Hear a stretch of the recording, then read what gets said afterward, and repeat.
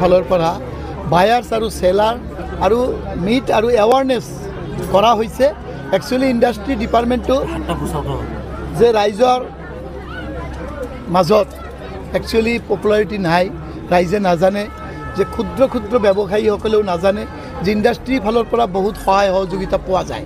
তো মই এইবাৰ 4,500 পৰিয়ালক টোটেল গোটেই বিটিআৰত 4,500 মানুহক আমি ইকুইপমেণ্টছ মেচিনাৰী বস্তু দি আৰু ফাইনেন্সিয়েলভাৱে সিহঁতক সহায় কৰি যাতে সিহঁতে নিজে ষ্টাব্লিছ হৈ নিজৰ পৰিয়াল সংসাৰখন ভালকৈ চলাব পাৰে, তাৰ কাৰণে আমি এই এৱাৰনেছ আৰু বায়াৰ সেলাৰ মিট হিচাপে আমি প্ৰগ্ৰাম কৰি আছোঁ। মই আগতে কৈছিলোঁ, আপোনালোকে জানে যে শ্ৰীৰামপুৰত মই গোটেই 5 বছৰ কৈছোঁ, মোৰ স্থিতি এইটোৱেই হ'ব।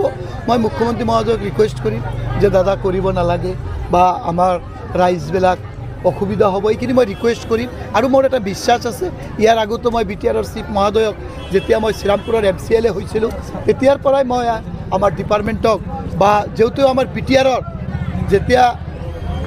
যেহেতু আমাৰ এইটো বিটিআৰৰ ডিপাৰ্টমেণ্ট হয়, বিটিআৰৰ EM মহোদয়ৰ লগত মই কথা পাতিছোঁ বা আমাৰ মাননীয় আমাৰ বিটিআৰৰ চিফ মহোদয়ৰ লগত কথা পাতিছোঁ যাতে এইখিনি আমাৰ এই অঞ্চলত যাতে শান্তিৰে আমি বসবাস কৰি আছোঁ, আমাৰ ইয়াত যাতে শান্তিটো বজাই থাকে।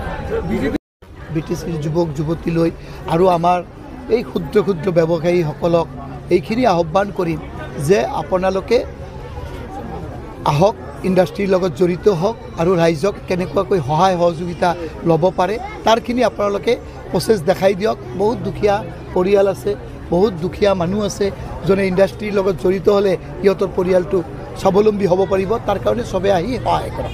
স্কিমখিনিত আমি 46 পৰিয়ালক চেক ডিষ্ট্ৰিবিউশ্যন কৰিছোঁ।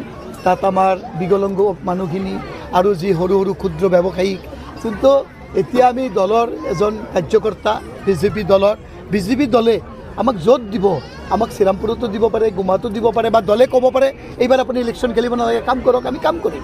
আমি দলৰ কাৰ্যকৰ্তা হিচাপে কাম কৰি আছোঁ, কাম কৰি যাম।